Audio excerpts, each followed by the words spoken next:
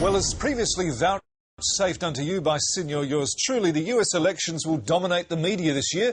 And to help you make sense of it, our North American political correspondent Wanda Babcock has put together this guide as to just how the electoral process works across the United States. Wanda. Well, thank you, Sean.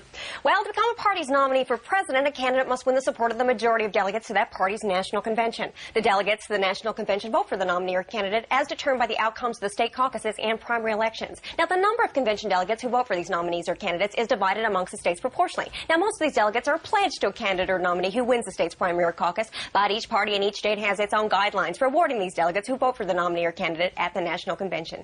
Now, some states divide their delegates proportionally. Some states select unpledged delegates who can vote for any candidate or nominee they like, regardless of the results of the primary or caucuses.